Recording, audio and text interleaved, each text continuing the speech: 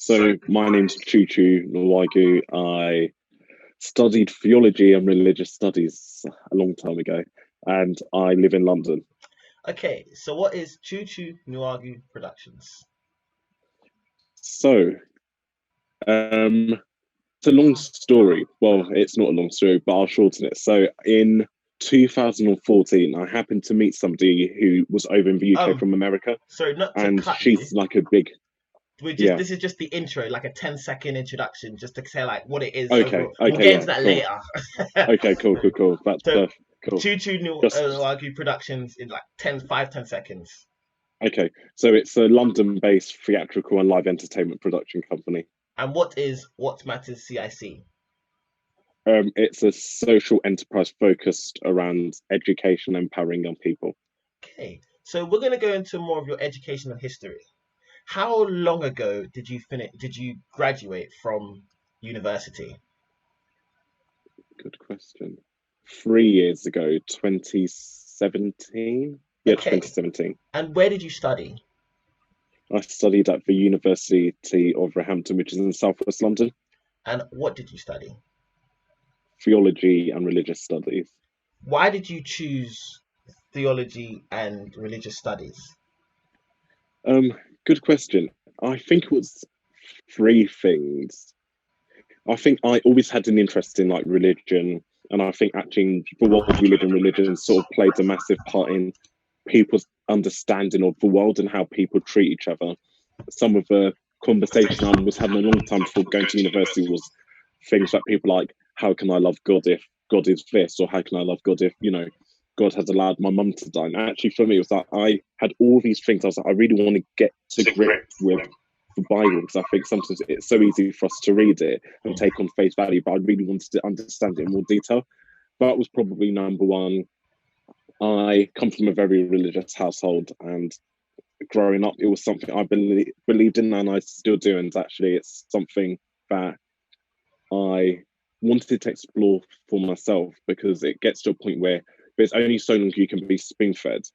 And people always said that you either have two things. It's either you it's either you have two things. It's either you study theology and lose your faith, or study theology and your faith gets stronger. So for me, it was always the case of what one will I be, and I always wanted to go into it for my faith to grow stronger, and thankfully it did. And at that time, I was sort of also exploring potentially going into ministry as well, and I think that was probably a part motivation in it. And I just wanted to go to university, so those were sort of the things that led me down that path. Okay, so did you go to sixth form or college? I went to sixth form, and it was part of my secondary school. Okay, and what subjects did you study at sixth form? Good question. So psychology, religious studies, no surprises. Maths, don't know why, and also I then what was the sociology. And did those Those were the subjects things. help you with your course? Um, Discipline maybe, and understanding of how to formulate things. No, yes and no. I think it's like that double-edged sword because it's one of those things where no experience is bad experience. There's always things you pick up from it. But did it directly help me or influence me in any way, shape, or form? Probably not. I don't think it did actually. So what do you think the best A-level subjects are for that course? That's a good To question. put you ahead?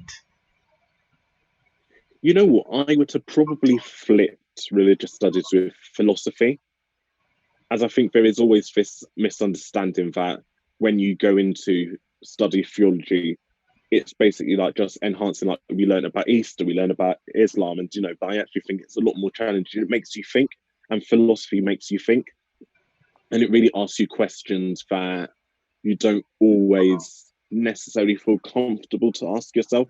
And I think actually that's why I was quite scared to do philosophy for A levels, because I was like, oh, there's no way. I don't want to answer questions where people are sat in a room questioning my faith. But actually, that is what theology is. So I think actually philosophy probably is the better subject because it builds your resilience to a lot of stuff before you get into that room to do your university course. Okay.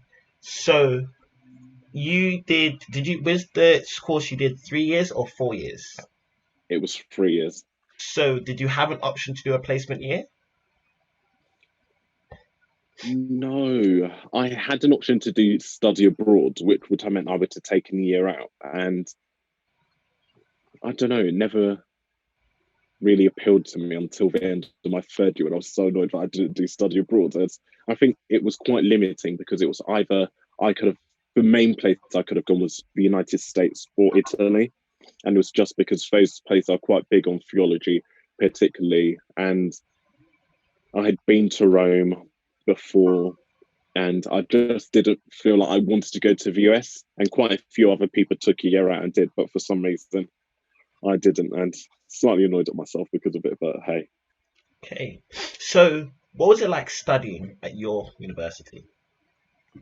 It was interesting because by the time I went back to university, so I took a couple of years out of university, and by the time I went back, I was probably one of the oldest in a lot of my classes.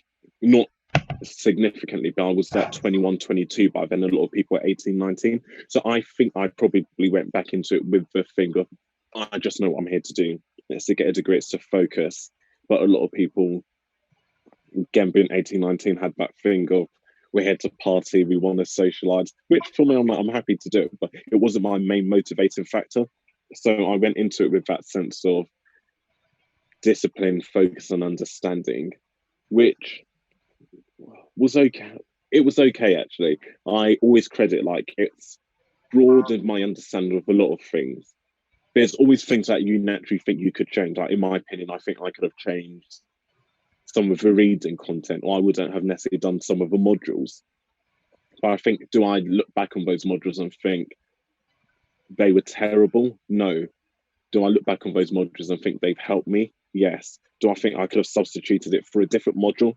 100%. And I think it's actually like one of our modules we had was introduction to world religions, and it was great, but it was only like we touch on like Islam for like a week. We then touch upon Judaism for a week, and actually for me it was like I would have loved to actually specialize in a different religion. As overall it was quite heavily focused on Christianity. Then you had the opportunity to touch on little things, and I really just wanted to broaden my understanding and horizon. So I think I'd probably change that if it was me. Other people loved it. They loved the modules, they loved the course. But it depends on what you came into it for. A lot of people that do theology, it's a mixed bag. So some people are atheists, they don't believe. Some people sort of agnostic, sort of like bit where they're not sure. Some people are believers. Some people come into it because they just want a better understanding. And they probably don't necessarily do it for religious purposes or to prove people of religion wrong. So I found it really useful. All my academics were fantastic. All of them were PhD holders, doctors. They done a lot of research in their field. They were actively writing books and literature. So it was always quite nice that if we were studying about the Gospel of John, we were learning it from someone who actually has written a book and done publications. And what Roehampton was quite big on his research and actually making sure that the academics who are teaching the subjects are experts in that subject and experts in those modules. So I look back at it and say I'm always grateful to have done it. Had it challenges? Like I think it would be silly to say that it was plain sailing. There weren't challenges. Like university, if there is a university that doesn't leave students feeling challenged, like let me know. I'll go and enroll and study there, because I think actually you learn so much. I think the challenges were probably not education; it was more personal challenges and stuff. Like I was always trying to be like, okay, I've fallen at this hurdle, but how do I pick myself up and make sure I get across to the next line? And it was more of a case of I knew I was coming into it to better myself and to prove to myself that I can do it. So I think I would always just get really annoyed at myself if I didn't get a certain grade or whatever. So it was overall, I always say like it was a fantastic couple of years of my life. I look back at it fondly. I miss it a lot some days as well. So. Okay, so you mentioned that you took some years out, so you took some gap years. Why did you take those gap years? Good question. It was a combination of quite a few things. A lot of us go to university at 18. Well, in my opinion, a lot of us go to university at 18 for a couple of reasons. Some of it's that we just want to go to university. Some of it's that people don't feel the apprenticeship route is necessarily good for them. And they're just like, okay, university is what normal people do. Like 18-year-olds, it's typical if you're not going into work, you're going into university. So some people go into it for that route. And then some people just do it because of parental pressures. Like you're 18 and it's like, what are you doing? Like your age mates are going to university and your head just trying to hurry up and go. And for me, it was the case of I knew that I could not go to university. It was not a thing for me to turn around to my parents and say, I want to go and do retail. Retail for who? I'll be like, listen, pack your stuff and go and do retail somewhere else. So I think for me, it was like I knew I had to go. But was I emotionally mature? Was I intellectually mature to hack the pressures of it then? I don't think I was. Okay. And I think I knew I could do it. But there is also an element where, for those people from African households, it's always hit and miss. You have the really relaxed African parents, and you have the African parents that are really strict, and you're like, yes, university that time. Like I can leave, run wild and do other things like that. And I think I probably went to university being like, okay, you know what, I'm here to study, but also there's all these luxuries of like independence and all of that kind of stuff. So you get bored of it after a while, like particularly when your main motivation isn't necessarily the degree. Like you'll go to one party today, you go to another party tomorrow, you go do a food shop, you'll come back sleep. There's another motive in the evening. Like after all, it just gets so tiring. And it's like when that becomes your life and the studies become secondary, you're just like, actually, what am I doing? I don't need to be in university to party. I can leave, go and party, work, get money at the same time. And I think it got to a point I was just like, I'm doing myself a massive disservice here. I'm probably doing the university disservice by lowering their metrics or either getting a bad grade. So I was just like, it's better that I cut my losses now and leave. And yeah, I think that's probably what the main motivating factor to take that gap year. Simply because I did want to work. I was like, I need to work. I want to gain money. I knew a lot of people around me that were earning loads of money. And I was like, how amazing would it just be to have a luxury that I can make money, put money in a savings account and great. And I think I done it. And it was probably one of the best things for me, honestly. It was 100% the best choice I made. Okay. So what was it like living at your university? So we're talking about the accommodation, the area and the people. Roehampton, for those that know, Roehampton for those that don't know, is the premises is big. Like the site that Roehampton's on is massive. It's all on one campus. You've got another college which is like 10 minutes down the road, but it looks big, but it isn't as big as you think. It's such a small community, particularly with the accommodations. Like the accommodations are literally, each accommodation probably 5-minute walk from each other. So there's such a massive community that builds, and you slowly get to know everyone at the university. Roehampton has 9,000 students, probably 3,000 of those students live on site. I can categorically say I probably knew 2,500 of those students, because you will, in either way, people make friends, and it's either when there's a fire alarm, you all congregate in the quad. Everyone sort of like starts mingling, people get to know each other. If it's a nice sunny day, people go and lie on the grass in the quad, you start socializing. So it was the people, I will always say, is what makes Roehampton. Like the people, if the people weren't at Roehampton, it wouldn't be the same. And the people have changed drastically. Like Roehampton went from having a student population that was predominantly white to then having an equal split between white and BAME, and then now having a further thing that there's more BAME students than white students. So the moment that happened, you now started to see accommodation was shifting, because I was living in accommodation with people that were from North London, South London, Peckham, all of these places. And actually, it really does change the narrative when you're around people that look like you and feel like you. Like we would play bashment in the quad, we would do whatever, and it was nice. It was actually just, it felt homely, and I lived on campus for 3 years. First year I lived in a, oh god, bad memories. First year I lived in a thing where it was like semi-ensuite. So what? Sorry, I didn't have a semi-ensuite. semi-on. So I ensuite. What is a semi-ensuite? So good question. So most people know that an ensuite is like bathroom, Yeah. like toilet and shower. This was literally just a shower in the corner of my room. So where's the toilet? It was so the toilet was further along down, so you had to leave the room and walk down to the toilet. And I hated it. And it was one of those things like having a shower in your room was fine. But it was also quite weird because there was no door. So it was literally like a room and then a shower with a see-through glass. So one, you couldn't actually have anyone in your room if you wanted to have a shower, just because it was like a really weird thing to do. And it was like if I did have friends, they'd have to go and sit on the opposite side of the room and turn around while I showered, because it was like this weird, wacky reality. And the showers always leaked as well, which was like weird. And they were relatively old showers, and so it was like this virtual strange world that I lived in for a year, which would I say worked? It worked for it. It worked. I lived there comfortably. Well, you've made it.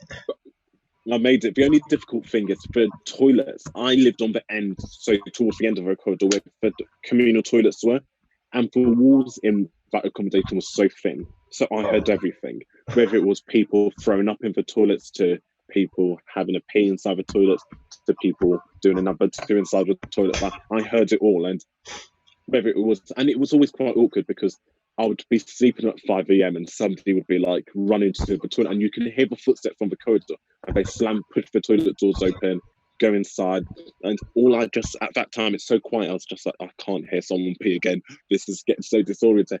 So I had to put like earplugs in my ear after a while, I just don't want to hear people peeing. It's not nice, particularly when I'm trying to sleep. And it gets really weird. And I know this sounds slightly creepy, but it got to a point I could actually tell he was in the toilet. Oh, beautiful. You start to know, particularly you recognize people's footsteps if somebody's talking, and eventually it's like the way someone might sit down on a toilet, or the way someone pees. Like you just got to get these kind of things. So it's like I'll be talking to someone the next day, I'm like, what are you doing in the toilet at 6 a.m. in the morning? They're like, how do you know I was in the toilet? I was like, listen, I can't have lived opposite this toilet for like 3, 4, 5, 6 months and not got to tell. You get really accustomed to things like that. So I was very glad when I moved out of there. Then I moved into like an ensuite. I'm part of the university, which was amazing. Brand new building, had just opened. I was the first person to ever sleep in that room, first person to ever use those showers. And it was a beautiful, beautiful, beautiful, beautiful, beautiful, beautiful. I can never, ever say any bad thing about it. And in Roehampton, they have things like flat reps, which is like in some universities, they're called like RAs, not resident assistants, and you live with first-year students. So I was a flat rep for 9 first-year students. So I would be their first point of contact if they had any issues. They'd come to me. Was it good? They sort of like,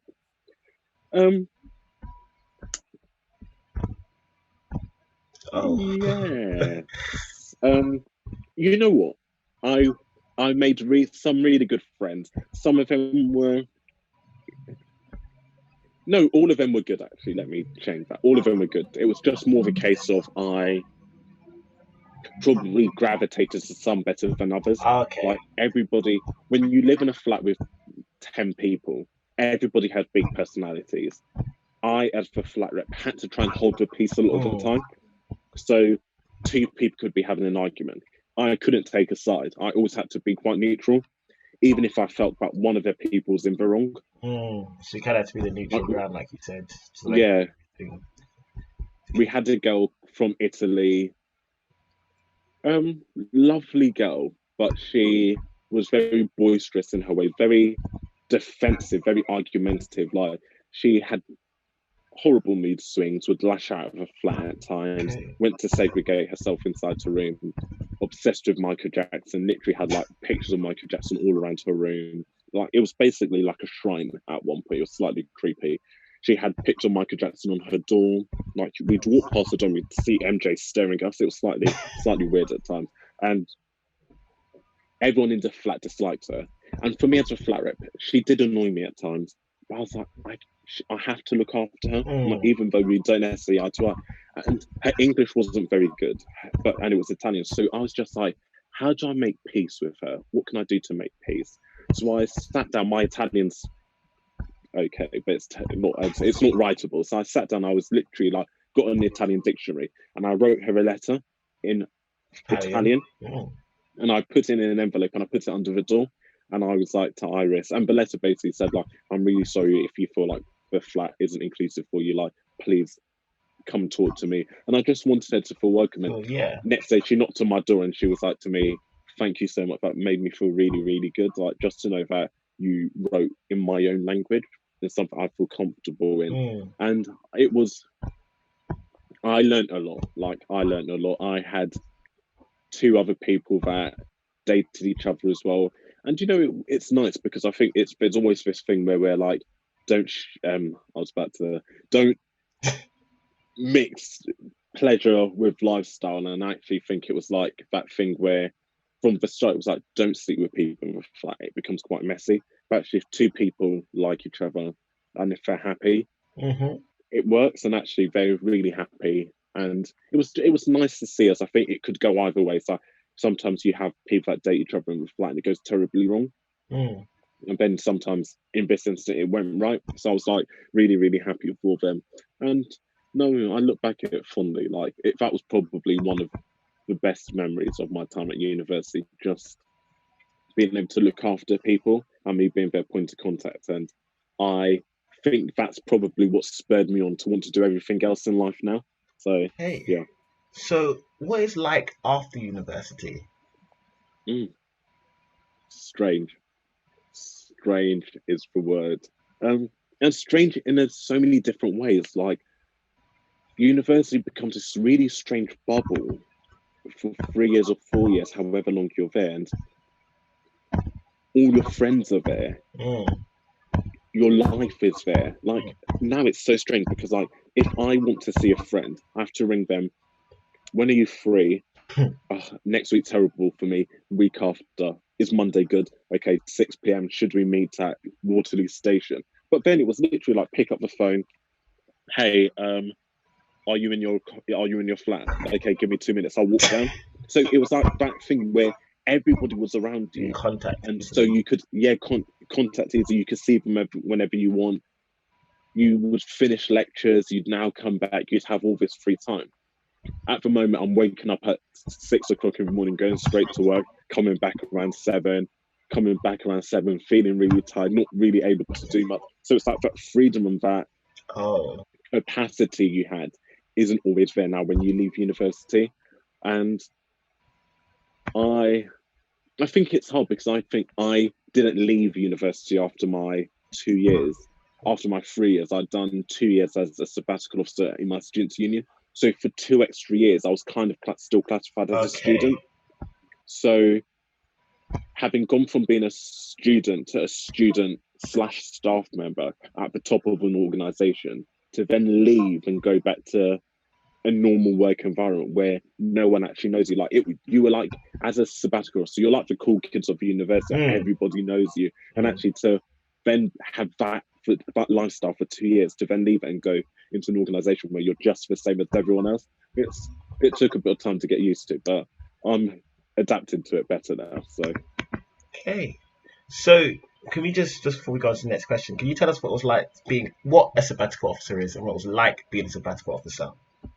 Yeah, so a sabbatical officer is so under student unions are like membership organizations. So any student that enrolls at the university is automatically a member of the students' union, and the students' union is run by the students. And because it has to be in the betterment of students, the people that have to run it, there has to be like a percentage of students in that organization running it. So under the Education Act, which is law, they put this thing called sabbatical officers, which basically means that any student can run in an election. You don't necessarily need to be in your 3rd year. You can be in your 1st year or 2nd year. Any student can run in an election to be either the president or one of the vice presidents. every different student union has different vice presidents. Some student unions don't have a president, they have like a gen sec, but whatever title it is, and those students are elected in like February, March, April time. And if they're successful, they then become the leaders of their students' union for a year, and then they can go up for re-election. And your task is basically to manage the organisation with the senior staff. Like you are the bosses essentially of the students' union, but only people that can sack you are the students essentially. Like you work for the students, the staff members work for, or the staff members worked for the students and for me. And we directed the work. We were the lead representatives of the students' union to the university. So like in a normal organisation, the chief exec is the head of an organisation, Okay. but we were basically the heads and the chief exec was under us. So we managed the chief exec, we line managed the chief exec. As president in my second year as a sabbatical officer, I also chaired the charitable board. So every charity has like a trustee board, which manages like the governance and the structures of the organisation. And because as president, you are automatically chair of the board. So for that reason, I had to take on the board and I was the chair of it. So that in a nutshell is what a sabbatical officer is. Students select you, you put yourself forward. Most of the time, students select good people because they believe in you. I was quite lucky that I had a wide range of student support. It wasn't necessarily just for Black students that voted for me. I was able to reach out to all students and really try to say that together we can change your students' union and make it better. So yeah, I loved it. It had its downs as well, but hey ho, we won't go into those. We can go into those. Just one. Okay. First year was fantastic. First year being a sabbatical officer was fantastic because I had a girl called Joanna with me, who's literally like one of my closest friends, best friend, sister, whatever I want to call her. And we are both Black. We both understand the Black experience, and we both had each other's back. So like, if Joanna wanted to do something, even if I necessarily wasn't always sure about it, like if she was like, I don't think I like the way this person's doing this, I'd be like, okay, you know what, maybe they're trying to do this. But because I was like, we're in this as a team, we had each other's back. Like, if I was doing something, I was like, Joe, I need your support with this. She's like, true. I'm like, please, Joe, like, she always had my back. So having that for 1 year, particularly when we were the first Black sabbatical, so we were the first students of colour to be elected to be sabbatical officers in our students' union in 13 years. So going from no representation to representation, we felt it upon ourselves to have those conversations, to have those difficult conversations. And sometimes having those difficult conversations is easy when there's two of you, particularly in organizations where it is predominantly white. So senior management, bar one person was white, the staff team were white. So it was nice to have that ally that I can turn to and be like, Joe, like, she understands what I'm saying. So if we go into a meeting and somebody says something, we'll have to look at Joe and I have to give her a look. And she knows what I'm saying. It's like that telepathic communication. So you kind of just understood each other. Yeah, 100%. So then me and Joe then decided to run against each other for president. And you know what, because I think we both felt that we could do the job. We both knew that we could do the job. And I wholeheartedly think still to this day, it was one of the best things we did. It didn't ruin our friendship. It probably made it stronger. And we both genuinely were like, whoever wins this will be happy for each other. So there's no point trying to convince each other not to go for it. Let's both go for it. So we both went for president. I won, Joanna lost, which meant Joanna had to leave. So in my year as president, I went from having an ally to someone who understands to being the only Black person in the organization, literally the only Black person in that organization, having to fight some really difficult issues all the time. Some of it was around race, some of it was around personal grievances, some of it was issues students talk about, lack of representation. And for me, it was like, I still had the passion to change it, but sometimes when you're the only one pushing that narrative, it becomes quite easy for it to look like it's a personal agenda. Race, like just because of your background, you might be pushing it more. 100%. So like, if I was to go into a job interview and sit on the panel and a Black candidate was to come in, I categorically think the Black candidate was good. We wouldn't have shortlisted them for interview if they weren't. And I'll be like, I think this person will be good. it would never always work out in my favor because, oh, chew. 2 seconds. Right. Just so it'd be like a while you're doing it. Oh, you're only saying that because obviously he may be of someone of the same background as you. Yeah, 100%. Mm-hmm. That must have been difficult. Yeah, you know what it is because I am always forward thinking. I knew what the issue was. I knew that I wouldn't be in that organization forever. And students, to build this aspiration, there is an element where students do like to see people that look like them and feel like them in an organization. Of course. It didn't feel fair, but I had to hold that burden by myself. I was the only black staff in that organization. Students naturally came to me about everything race related, everything around oppression, everything around discrimination, like everything, even in protected characteristics and demographics that I didn't fall into. Students will come to me because they feel maybe the SU's been Islamophobic or the SU might be doing things because of their culture. And it was always quite hard because I would then take this conversation back to senior management. And not that they didn't understand, but because it's not their experience, they don't always see it in the same way. Mm-hmm. So it always, like, I was leaving things and like we had elections and by coincidence, all the black candidates happened. It happened that their posters were coming down, but the white candidates' posters were staying up. Okay. And I was raising this and I was like, there is an issue here. It would be wrong of me as a black sabbatical officer and a black person, and black students are coming to me really concerned and think that people trying to sabotage their campaign. To do this, no one took it on board at all. If anything, it was like, you need blah, blah, blah. This isn't right that you're doing this. And I was like, fair. But I think so it got to a point where I was the only one that was challenging conversations. I would say this because I'm no longer employed there and I don't care. So we had somebody coming to do like an external review of like the organization's culture and other things like that. And the report came back and said to us that they believe there to be racial bias in the organization. Mm-hmm. And me, as one of the only black people, I was like, okay, so this is an issue here. I was told that, what was the exact word? Then let's get the exact word incorrect. That might be your perception, but it isn't the reality. And I was like, I, as a black person in this organization, I'm telling you that there is something not right here. And you're telling There's something not right. And you're telling me that that is my perception and not reality, when that is not your lived experience. I'm living and breathing this every single day. I'm leaving this office some days really upset and crying because of the way things are going. And you're telling me that that's just up here and it's not what's going on the surface ground. And it got to a point where I was just like, you get really disheartened. But I think it got to a point where I was like, it's either I stay disheartened or I just use that fire inside me to change things. And I really was like, okay, time to change things. Let's try and change this narrative. Let's bring down the structures and rebuild it. And yeah, no, it worked in my favor. So Okay. So what was it like getting a job? Did you try to get a job in the field you took at university with your degree? no. And there's a reason for that actually. So why? Because I think had I left university and not became a sabbatical officer, I probably would have.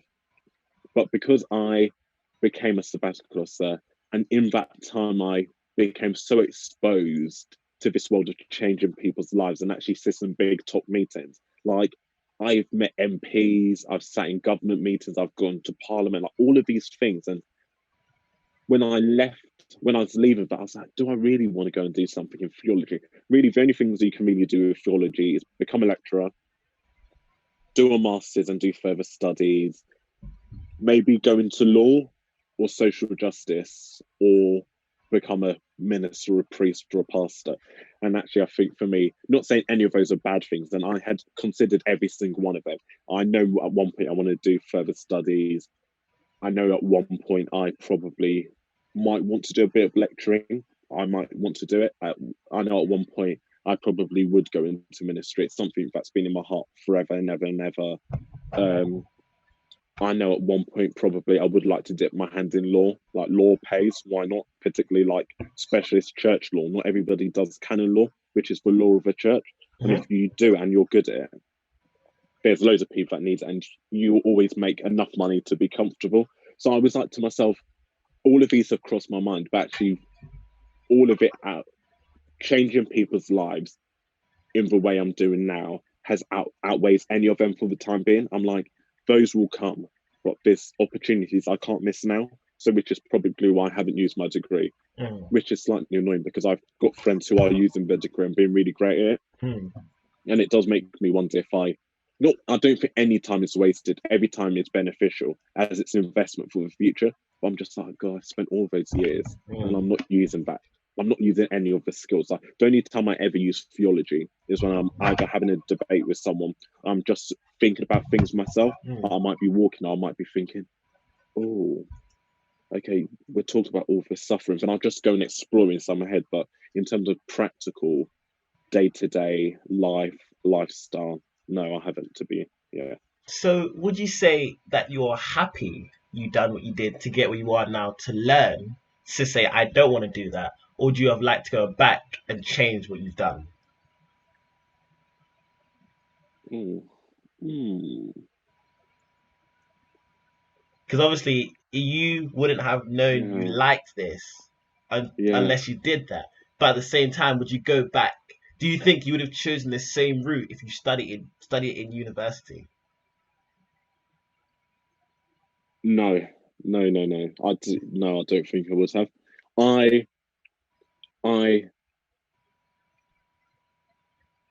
If I hadn't studied theology, I don't think I would have taken the path I did. Okay. But would I now go back and take that same path? This is hard because I've always, before this interview, I always said to myself no, but now thinking about it, I'm like, potentially yes, because I wouldn't be where I am without taking that path. What theology gave me the grounding of, when you study theology, leaves you with a desire to change things. Like, whether it's you're like, okay, all of this is rubbish, I want to go and disprove Christians and people of belief and say that actually God doesn't exist. Or it's like, I've actually read up about women's suppression in the Bible, and actually it's not like I want to go and change the narrative. Like, you have this burning desire to change things with the knowledge you acquire. And I think having acquired that knowledge, I was like, okay, now I want to put it into practice. But what's the best way to put it into practice? Put yourself in a position where you have the power and ability to do it, which is probably what led me down the path that I went down. And I saw that job in the SU, or that role in the SU. I didn't know, in honesty, this is no word of a lie, until probably my third year of university, I didn't know what the SU was. I knew that they had a bar and I knew they'd done events, but I didn't know what the SU did. So now I'm walking into this event being like, okay, I'm going to potentially want to run to be vice president. They're like, so what are your plans? I'm like, I don't really know, but I'll go with anything. So I literally walked into it just so blindsided, thinking that I knew what I was going into. There's so much I didn't know about the role. And I was able, but once I was in it, like, you're given so much opportunity to change things. I was like, this is what I needed. Like, finally, an opportunity to put my degree into practice, because I was able to stand on stages and give speeches that I could make motivational, change people's minds on things. And I will always say that I look back at it and say it was useful. I wouldn't be where I am with it now. But if I could go back in time, I'll do a different degree. I would 100% do a different degree. What would that degree be? Law. Okay. So what's only one thing you wish you knew before you started university? The biggest thing you wish you knew? I don't know why I laughed like that. Just a thought came into my head. Oh God. We can do multiple things if it's easier, but the biggest thing, in all honesty, and it's the lesson I hold most till now. Don't trust everyone. Oh, what do you mean? There isn't. All of us have an innocence about us. Like, when you go into university, you're naive. It's this new part of your life, and you know, you meet someone on your first day at university. Oh my day, BFF, we're gonna be friends forever. Like you're gonna be at my wedding. Like you're gonna be the godfather to my kids. Like you see people and you're just like, yes, great. I can probably count I can probably count 3 people that I am still friends with from my first year. And I had loads of friends in my first year. Not because people are malicious, but people's motivations change. A lot of the time, people find uses for people. So I know there were a couple of people that used me because I probably was able to get into spaces they weren't able to get into. I knew someone that they wanted to get to know. So, oh, Chuchu, oh, where are you going? Oh, yeah, I'll tag along with you. So I think actually it was that sense of it was comfortable to be around me. But there's just people that honestly, like I till this day say, I don't know how I became friends with them because they quickly show you their true colours. And we become so disheartened. A lot of the stuff that people go through at uni isn't necessarily the work. Like the work is stressful. But when we look at stuff like mental health at universities, a lot of the time it's because of relationships. People either get in relationships with someone or they're friends with someone and their friends has now slept with the guy that they were interested in, whatever it might be. And actually, I think we see that a lot of the struggles that students go through at university is personal struggles, and a lot of it leads into trust. And it's people looking at it and being like, I don't necessarily...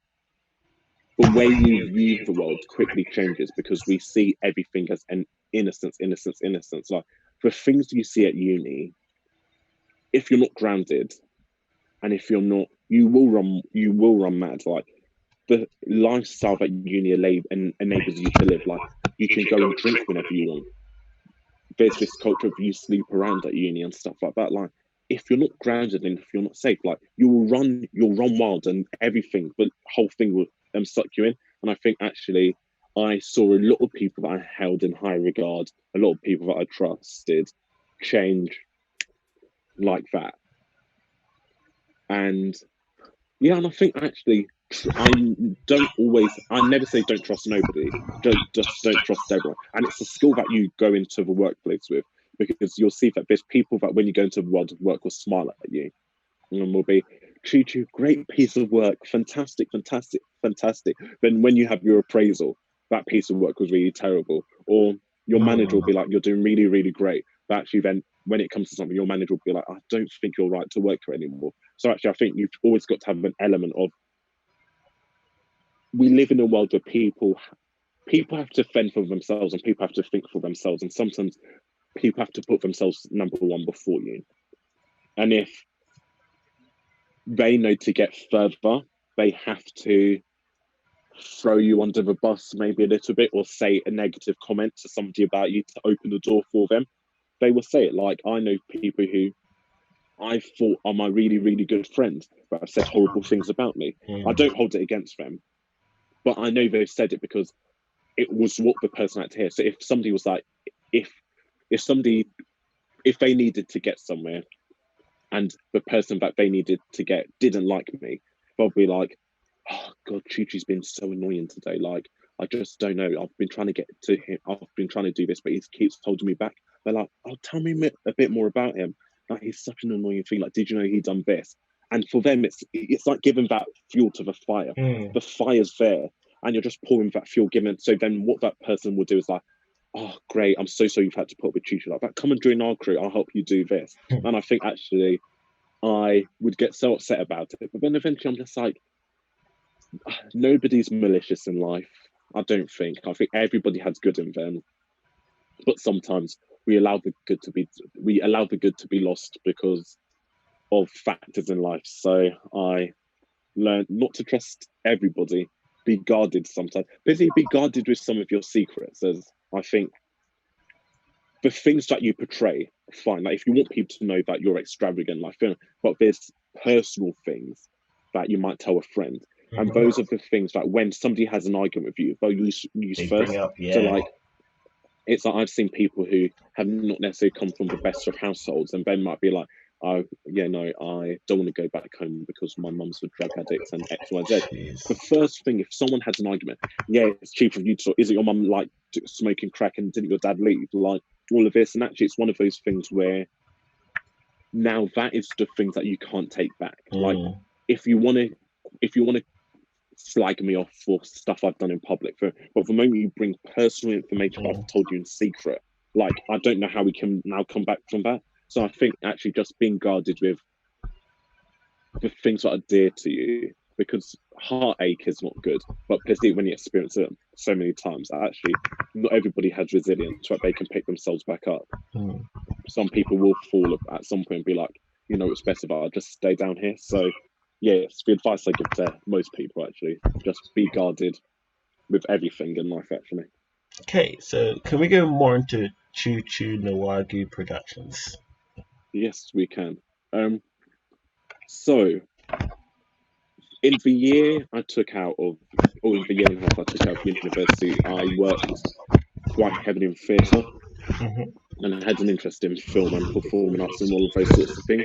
And one thing I noticed was that I'm paying all this money to go and see like shows or to see films, and they were great, but they weren't stories I wanted to see. They weren't like things I was passionate about. And I was like, why can't we see like blue stories? Why can't we see like shows about black people? And I was like, this is so frustrating. Like, why can't we see diverse shows with like, and for me, I was like, why don't I just create my own? Easier said than done. So, and I tried and tried and I tried and I failed. But I met this woman called Sue Frost from America. And she was the producer of the original Broadway production of Memphis the Musical, which is about an all black cast with like this white guy who falls in love with this black woman in a town where it's not known. You know, interracial relations in the United States, even up till now, is a difficult thing for anyone to talk about. I was like, this is a story that I really want to get involved in. So I spoke to her and tried to get involved in it in various different ways. But then I developed a bug for producing, just seeing the world and seeing how things are done from the backstage. Because I think sometimes you see films and you see shows and you see the extravagance, like people singing amazingly. You're like, this is amazing, but you don't actually know the years and years of preparation that goes in. So for me, it was like I developed a bug for it. So I was like, let me just set up my own enterprise to try and do my own things, create stories that resonate with new audiences. Like, I think I came into theatre and film and TV to some extent because I saw like the Kidulthoods, I saw the Navahoods, I saw the Brotherhoods, I saw Shank, I saw Dreamgirls or whatever it was, and I was like, I actually see people that look like me, and I understand the stories because it's a story I can resonate with. But I was like, there's so many people that live in the ends, like the boys on the streets, the people that have had rough backgrounds, that just wouldn't go to the theatre. Like, why would I, when you know that you might have your bills to pay and tickets to the theatre are expensive, why would you pay £40 to go to the theatre when you know that probably the story you're going to see has nothing to, 100%. And I was like, we're living in a society where money is precious, and if the theatre isn't careful, and if the arts isn't careful, and if film isn't careful, these will become dying breeds and dying industries in 50 to 100 years time if they don't revolutionize the stories they tell. Which is why when Shiro's story came out, I was all for it, because I was like, we need more stories that speak to people. Like Blue Story, for instance, everyone thought it was about gangs. Elements of it, maybe people might allude to it, but Blue Story was a story all about people from two opposite sides who were friends, but because of the struggles that we all know and we all face, external struggles, their friendship now ends. A guy has to lose the girl he loves in the midst of all of it. They now, two brothers or two best friends, are now polarized and are fighting against each other, not because of something that they created, because of a system that they were born into. And the reason why it done so in the box office is because people resonate to that story. I was never brought up in the gang life. I don't understand what it is to carry a knife. What I do understand is to live in an area where I see boys who are in that lifestyle. When I see boys who have gone to school who are in that lifestyle. When I've known boys who have been stabbed. When I know boys who have ended up in prison. When I know people in my local area who I have to walk past on a daily basis. Next minute they're repairing the newspaper and saying they're dead. Like, I understand that struggle. So when I went to see Blue Story, literally I cried. I'm not even gonna lie, I just sat and I cried and I cried and I cried. And I was like, I understand this. And that is what I want to give other people. No, that's why I set up this company, because I was like, what is the point of paying £20 for a cinema ticket just to leave and you're just like, yeah, this was great. Like, fun, happy, great. It's not the same. If you're going to put that money in, you need to know that you've left feeling something inside. Left like, more than what you came with. 100%, 100%. I think that is what my mission is with that company, to create stories that speak to diverse audiences, whether you're Black, whether you're Asian, whether you're trans, whether you're disabled, whether you're elderly, whether everyone in a way.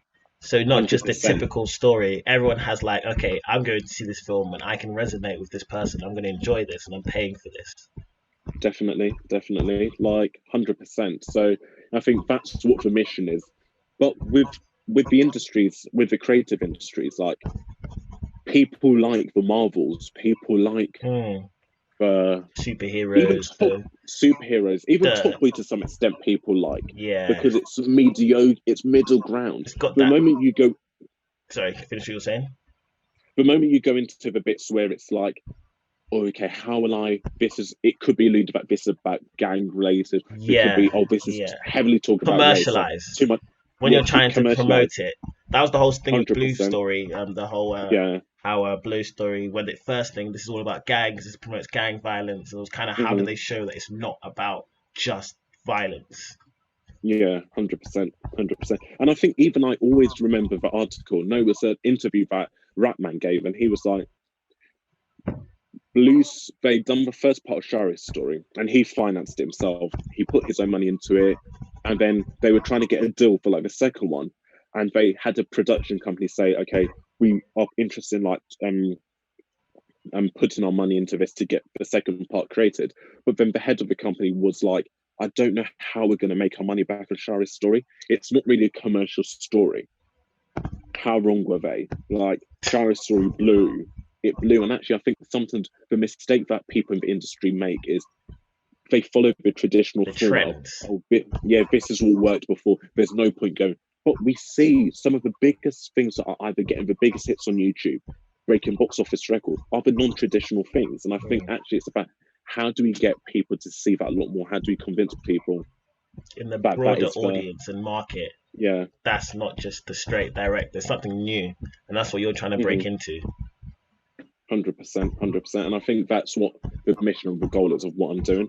So hopefully, off the back of that, I'll be able to get that going and actually get that rolling. A lot of the time, it requires sacrifice, and I think I know that the first couple of things I do, I will have to take the hit financially, like to get somebody to believe in something, put part of their money when they're not sure if they're going to get their money back. It isn't always necessarily the easiest thing, but I know that actually, if I do one or two, it will get to a point people look at it and be like, oh, great, fantastic. I know I can get my money back through this. You're credible. It's done really well on box office. So I think you have to sometimes put your money where your mouth is. If you believe in your craft and you believe in yourself so much, don't always rely on other people. Like, fight. Even if you have to work 9 to 5 and then do like a side hustle. Like, some of the top people that we see in this world have had to have side hustles. Like, I was watching this Q&A with Javon Wade and Percival Ascot from Mandem on the Wall and all of that, and they were saying that when they first started, they had to sacrifice. Like, they were doing their school, then they would finish school, and then they'd have to go out immediately and film or write for Mandem on the Wall. Some days they were like, they didn't have food to eat, they were just living on bread some days, and it's like, but look at them now. And I think sometimes it is that sense where we look at things and we're just like, no, how am I going to finance this? Like, there's no point. Like, I'm not getting the support.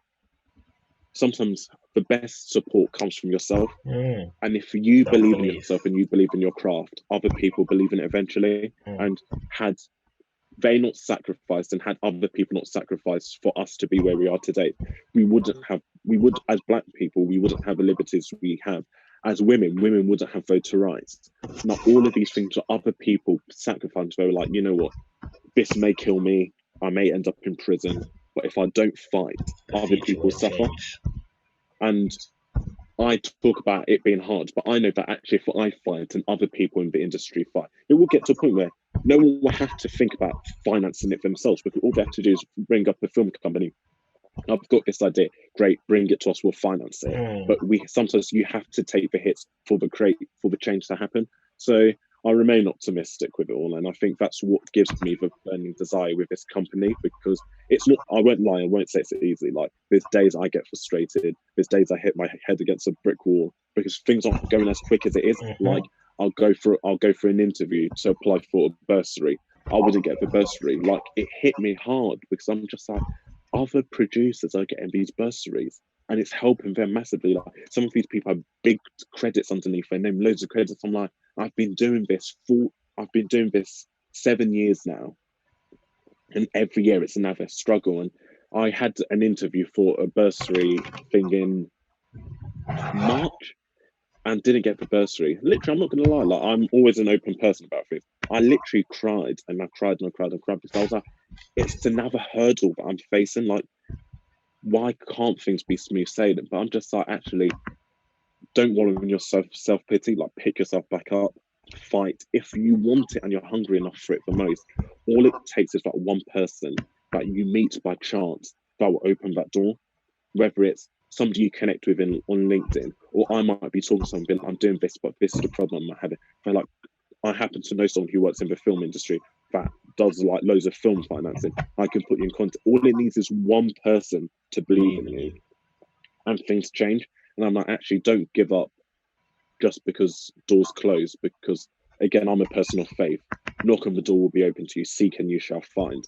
If you believe in it enough, if it takes 5 years, 10 years, 20 years, 25 years, it will come to pass. So yeah, I think that's what, without going on a long tangent, that is what the company is about. That's what motivates me, because I talk to so many people and I'm just like, why don't you go to the cinema? Because what's the point? I don't see myself in it. But we've got loads of young people that are actors, whether it's they're trans actors, they're black actors, Asian actors, disabled actors. There aren't roles for them. Like, these people invest in wanting to be actors, and there aren't many films for black people. If there are, there might be an extra. There might be someone with one speaking part. Why can't we have leads? Like, why can't we have main actors that are disabled? But unless we have the content to give them, unless we have the stories to give them, it would just be that same old thing again, and they'll be frustrated. So I'm like, we just need to come together and be like, what work can we create for ourselves? How can we change the platform for others as well? So yeah. Just before we go, would you say that's why Black Panther made it so big with obviously the media in obviously some traditional countries that were going crazy for it? It sold out millions and millions, and it just done really well. Would you say because that was like a start of a new generation, like what you're trying to do, that's what made it as big as it was, because people could see themselves instead of the traditional Marvel films like Iron Man, Hulk? No, I agree. If somebody had said to me 10 years ago that we would have a Marvel film like Black Panther, I would have probably laughed at you. I just couldn't have fathomed it. I would have been like, really? Like, a big brand like that, just filling their screens with black people, like, don't make me laugh. But to see it, like, it was refreshing. I've never sat through something and been like, it can be done. It can be done. And all it takes is one person's vision. And people going to work this in traditional cloth, like, people going in like kente, people going in like dashiki, people. I was just like, people were free to go into cinema to watch themselves, to laugh at themselves, and nobody would turn a blind eye and be like, this is strange. Because actually, for once, we were the majority. Like, we were the majority. And it wasn't the case of we would have to then leave and people like, that film was rubbish because why was this black person eating this? Like, we owned the narrative. It was a film that spoke a language that is universal. And I think sometimes it's one of those things where it's all about educating. And some of the biggest fans of a film were white. Some of the biggest people that love Black Panther were white. And I think actually isn't a film. I heard someone say, oh, yes, a black film. It's actually, no, it's such a universal film. And I actually think that's what sold it, because it appealed to the traditional people that love those kinds of stories. It appealed to a brand new audience. And it finally gave people that probably don't go to the cinema an opportunity to go to the cinema, because one person was like, you need to see this, it's great. It features people like this. And that's what done it so well. And I think actually the marketing strategy around it, if we can have more films like that, the industry will never be poor. It would never be poor, because people will still be paying. Like, there's enough money inside this world for the industry to keep going and stay alive. But all it needs is the right stories to do so. I always feel bad because you see some movies that go into cinemas and they barely break even. They barely even generate the return on their investment that has been put in to make that film. And sometimes I look at those films, I'm like, not because they're terrible films, but just because the audience they're trying to capitalize to is small. But now, if there's somebody who was to today come out and be like, I'm releasing a movie about a K-pop or something to do with K-pop, it will sell out and it will be amazing. The K-pop community isn't just people that are from that or resonate. Like, you've got white people that are interested in K-pop, black people that are interested in K-pop, mixed race, Asian people. Like, it's such a big market that, and as far as I know, I don't think there has ever been like a mainstream film that focuses on K-pop. And I actually think I might steal that idea and go and do it now. But I think actually that's one of those things where we need. There's so many new different like micro groups that are rising. We need to capitalize on those and be like, what stories are coming from these places and how can we make them suit a brand new audience, a brand new generation? And I think film just has to get better as the generations come up. Like, we're now talking about knife crime, we're now talking about gun crime. 20, 30 years time, it may not be knife and gun crime that's the issue. It might be something else. And we need to be able to talk about those, because actually those are real life things affecting real life people. So yeah, to go back to Black Panther, I do think actually it's the reason why it done so well was because it actually broke so many different norms. So yeah. Okay, so what Matters CIC? What Matters CIC is a social enterprise which basically focuses on teaching young people the lessons that matter in finance, confidence, and networking. And it's something I joined on. So Joanna, who was I worked with at Roehampton, she was vice president education, and we worked with each other really well. For years, she's had this idea of creating like this company, but focuses around empowering young people. And we were talking, and she's like, would you be interested in coming on board with this? We've worked with each other before, if this would work. And I was like, yeah. And the whole premise behind it is, we've worked in higher education. It's great, but we don't believe it equips you to succeed in the real life world. And the reason why we say that is, having a degree is great, but having a degree doesn't guarantee you a job, and having a degree doesn't guarantee you success. It gives you an element where you might be able to put yourselves on top of people. But we see some of the top people inside this world didn't go to university. They didn't have a degree. People going to do apprenticeships and internships and earning way more than me that's got a degree. And actually, I think it's like, what are the things that are holding young people back? But looking at people from low socioeconomical backgrounds. So people that might be middle class, people that might be, or working class, people that might be black. Like, what are some of the things that are holding us back? And first thing is networking. Like, probably until I became a sabbatical officer, I didn't network. I didn't know what networking is. If it was a networking event, I'd always leave and go home.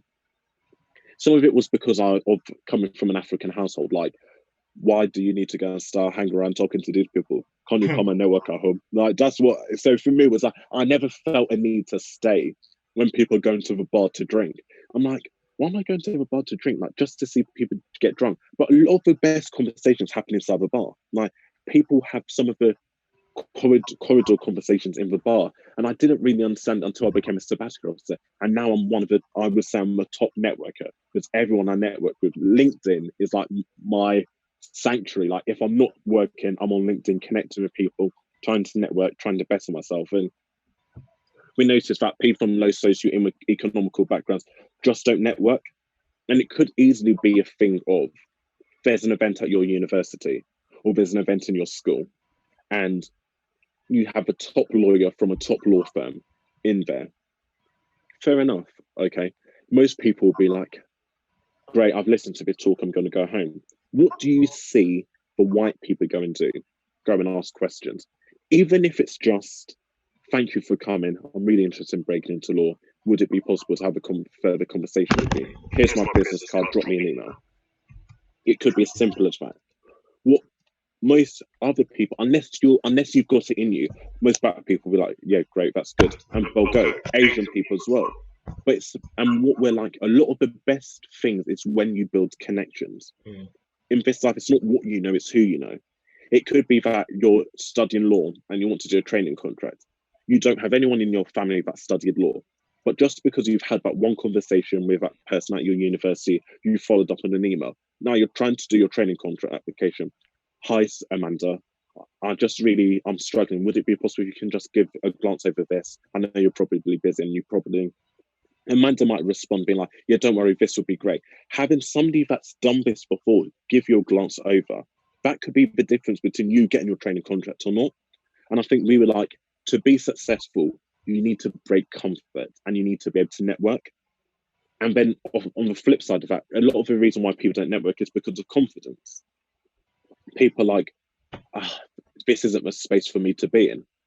Any space is a space for you to be in. Like, if the white man can go into that space, you can go into that space. Like, we live in a world now where my mum and dad always say to me, how many heads does this person have? One. How many eyes? Same. So what's the difference? Just the skin. They're like, actually, the skin should not always be a barrier. Yes, we know we live in a society where we do have to work 10 times harder, but believe in yourself, because if you believe in yourself, other people believe in yourself as well. And it's what I always say to myself and other people, fake it till you make it. Like, I would stand up our talk.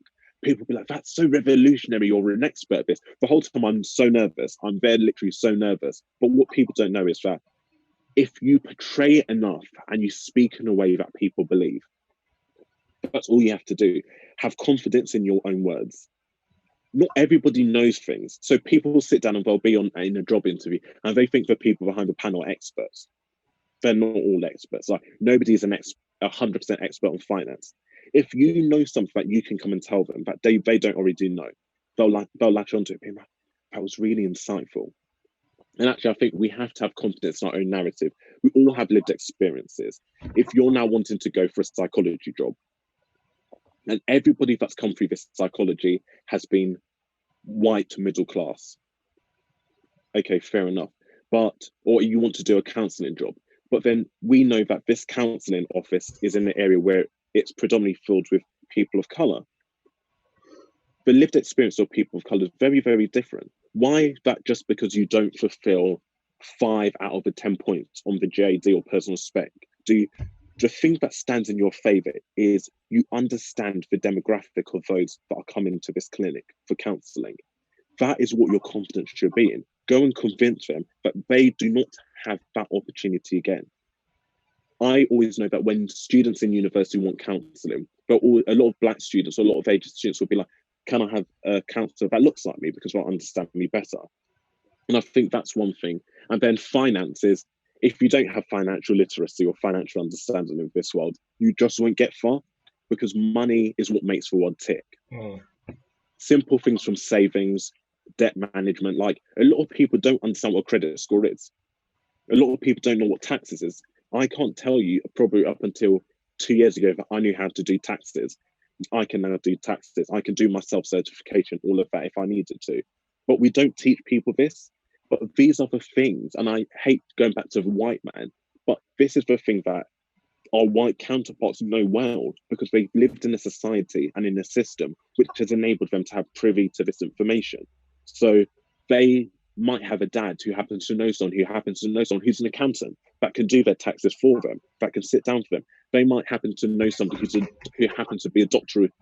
And so a lot of these things, or they might happen to know someone who works in debt management. But for us, it's like a lot of us get into loads of debt at such a young age, knowing that it will affect us when we get into looking to get a mortgage. And it's about, how do we teach people the lessons that matter? Because all of us start here. Everyone starts at probably like 50%. But how do you ensure that everyone gets up to 100% of capacity? And that's what Matters is there to give people. It's there to give them the life skills and the understanding to break those barriers and to get themselves up to 100%, to be successful, to get those jobs, to have the confidence, to have the ability to network in rooms that traditionally they wouldn't have networked before. Okay. So, what are the top 3 tips to success? Top 3 tips to success. First one I will always say is understanding your self-worth and your capacity. And I will sort of like break into it briefly. If you don't believe in yourself, no one else will. And you have to understand how amazing you are as a person. Sometimes it's easier said than done. But if you don't believe that you are the best, trying to convince someone else that you're the best it's basically like water falling on dry ground or seeds falling on non-fertile ground. It will never germinate. And actually, I think the more you believe in yourself, the better, but also understand your capacity as well. Like, if you know that you're not good at writing, don't put yourself in a role where the majority of the thing you're doing on a daily basis is right. It's like, understand what your strengths are and capitalize on it. I'm not saying that you can't develop your writing skills, but if you know that you're better at talking, you're an orator, better, put yourselves in a position where a lot of your job is focused on meeting people, talking to people, and being that orientated conversation. Like, put yourselves in. So self-worth and capacity. Next one is, sounds silly, network. Like, even if it's LinkedIn, like, set up a LinkedIn account, understand the importance. Look at people's profiles. Like, if someone goes on my LinkedIn profile today and look at my bio is long. But the reason why my bio is long is I've looked at top successful people's bios, like chief execs, global financial officers, MPs. I've looked at their bios and I'm like, okay, if I want to be successful, I've got to channel in their success. Like, there's no point waiting until I'm successful to be there or to do those things. Now I need to have a successful mindset. So once I get successful, it's not a custom change for me, it's just natural. So my bio, I changed, looked at what people put in their bios, what people like to see, and I put that in there. So actually, I think networking. That could be going to events, looking at events that happen in your local area, whatever it is, just doing that. And the third thing, humility. One of the things I always say is be humble. People like humble people, like, and be humble in the reason why you're going in to do things as well. Like, if you're going in to do law because you just want to become a multi-billionaire, I'm not sure it's the best thing to do, because yes, you'll get the money, but the moment from you starting to get that money will be struggles. It will just be like, am I really fighting every day? I'm working 48, 50, 60, 70-hour weeks every single week just because I want to be a multi-billionaire. It's not. If it's comes from a humble place and you're like, I want to do this because I want to give my family a better life. I want to do this because I want to change a generation. Like, everything I do, I'm like, I want to be in a position where if I do have money, I can help other people change their lives. I want to go back to Nigeria, build things in Nigeria to make it a better place for the people that live there. So when I'm doing jobs now and I'm going into the meetings and I'm frustrated and I don't want to be in this meeting, I'm like, Chuchu, all of this is leading you to somewhere that you need to be. And I think actually, if you go into a job interview and somebody says, where do you see yourself in 5 years' time? I want to be top of the company because I want to make loads of money. No one will. You'll probably won't get that job. If you go into and it's like, where do you want to be in 5 years' time? I want to be in a position where I can help other people and help myself and create a better world. People are more likely going to gravitate to you more because you're humble. And I think humble people only get people without humility only get to a certain level in life and they reach a peak. But if you're humble and you're always grounded, you'll never peak. You'll always see yourself rising and rising and rising and rising and rising. And actually, I think those are probably the 3 lessons I had to teach myself and 3 lessons I maintain. And I won't say I'm successful, but I'm successful enough in the field I'm in. So yeah, definitely. Those are my 3 tips. Okay, so just to go into, obviously we're having a video call right now, so we can't meet face to face due to COVID-19. How are you holding up during COVID-19? Good question. Every day is a different struggle. Every day is a different battle. I think I am learning how to do things better. And I think it all went back to motivation. Like, when I first came into this, I was so frustrated, being like, how am I going to stay at home for this long? How am I not going to socialize? But what I didn't realize up until a few weeks ago, there's so many things over the last 2 years I've wanted to get done, and I've had on like my tick list or my things to do. I've never had the time because I've been holding down like a 9 to 5 job and coming home and not having the motivation. But now I'm waking up being like, I've got all this free time. Why am I not going to do something productive? So in the last 5 weeks, I've been the most productive I've been in a year and a half. I've done everything that I've wanted to do. My LinkedIn profile's amazing. I'm connected with people. Every day I'm having meetings with people on Zoom. Some of it's just to chat, network with people. Some of it's like if I'm stuff like business related stuff. Some of it's work. And I actually think I'm learning that how to channel my frustration into something positive and see this as we're all going to come out of this okay. It will be hard, but we will come out of this okay, and we will be stronger for it. And it's about how do we really build that resilience, because I am a firm believer everything happens in life for a reason. We may not understand why it happens, but it definitely does happen for a reason. So for me, I'm just like, I know that I want to be in a position where I can leave this quarantine period and lockdown period when it finishes and be like, I achieved so much and my life is better off the back of it. And it becomes quite easy for us to get depressed and for us to wallow in our own self-pity. And then we leave it and just be like, I don't know what's happened. I just think it's just been the same. But actually, I just want that burning desire to, if you're hungry for success, you'll fight for it. And now is the time to fight for it. Like, we've got endless times, whether it's you want to write a book, you want to get a job, there's so many courses online as well. Like, if you want to better yourself, like if you've got £300 in your savings account, now's the time. Like, if you wanted to do an accounting course, like an introduction to accounting, invest that money, invest that time. And I think this is a time of investment for me, because we will never have this time again where we'll all be forced to stay at home for a long period of time. At least not in our lifetime. I don't think ever again. And if we don't make the most out, fingers crossed not, if we don't make the most out of this time and do good stuff that better us in this time, we'll just kick ourselves off the back of it, because we'll go back into work, we'll go back into uni, we'll go back into our respective lives and be like, oh, there's not enough hours in the day, but now there are enough hours in the day. Let's utilize it. So, yeah. Okay, so how has COVID-19 affected your business? So the production company has affected massively, because like everything in the film industry and the performance arts industry has stalled, because actually a lot of it's based on locations, timings. If we wanted to film in August, we would be able to film in August because of social distancing.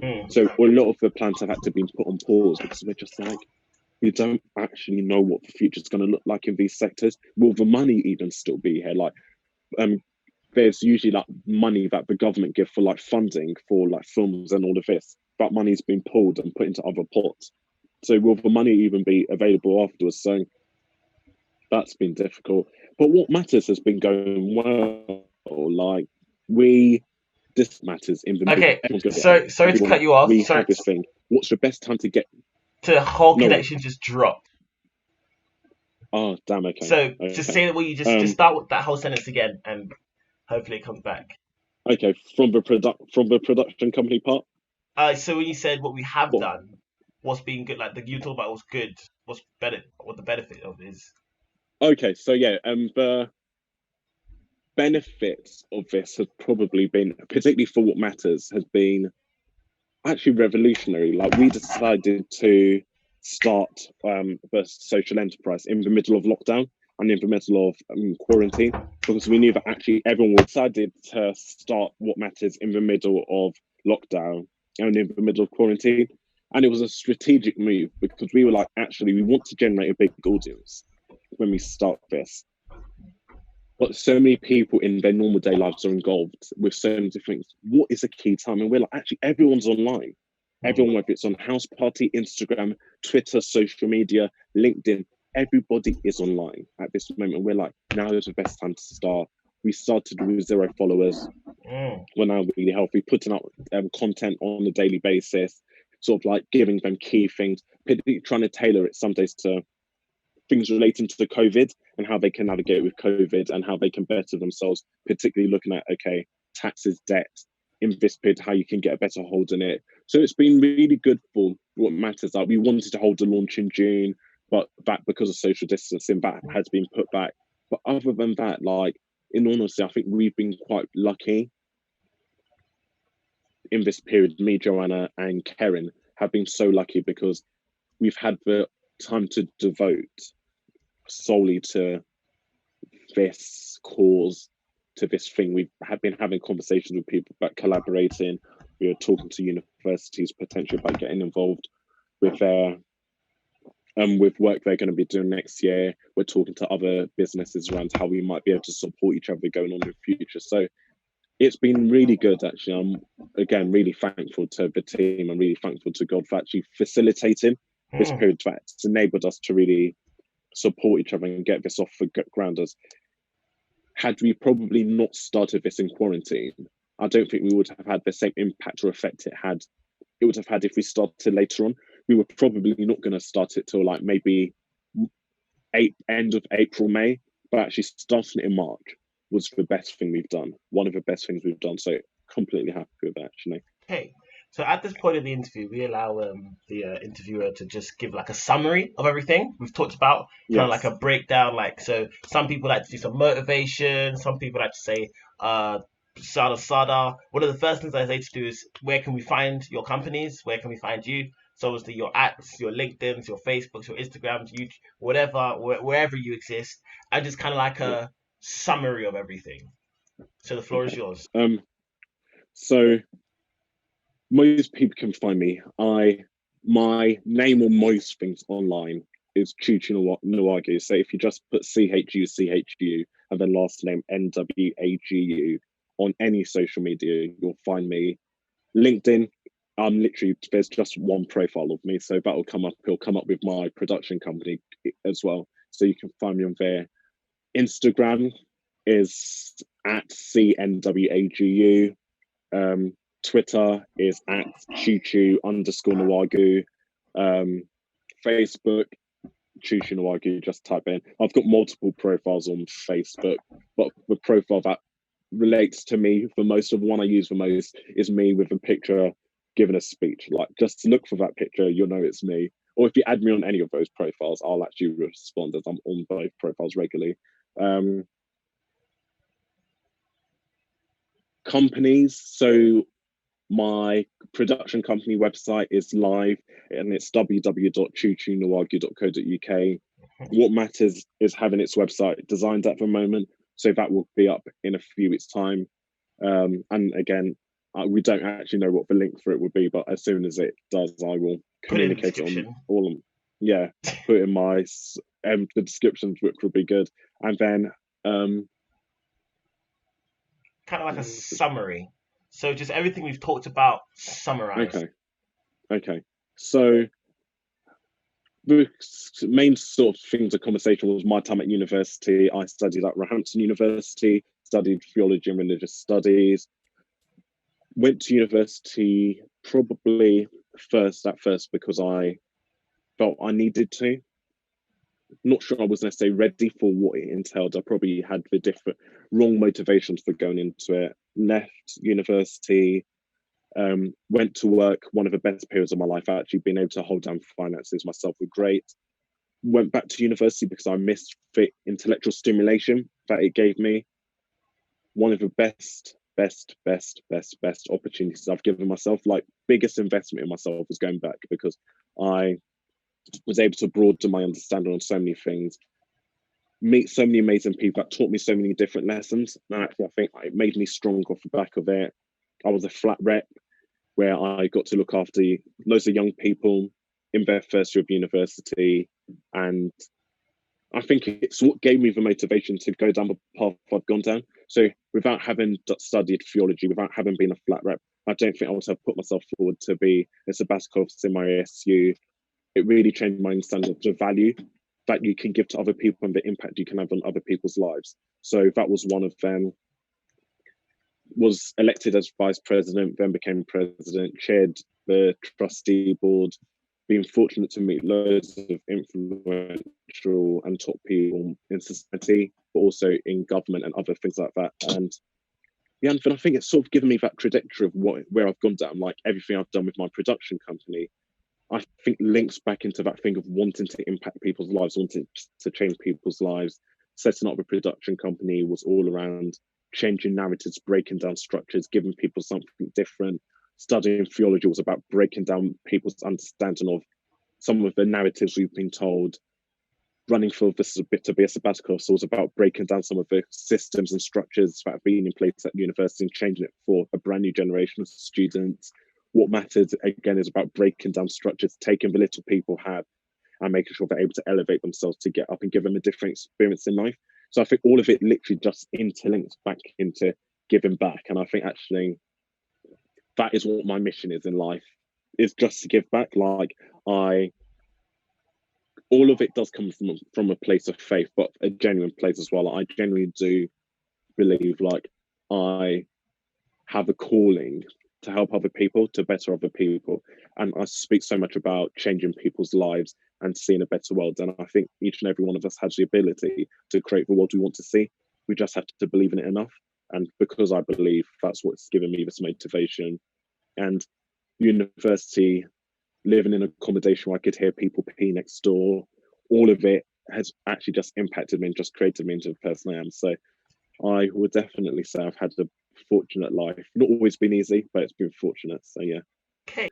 Cool. Let me know if I get it right, as I am terrible. Okay, cool. So finally, don't forget to like, don't forget to subscribe, and I'm plugged in. Perfect. Thank you for coming.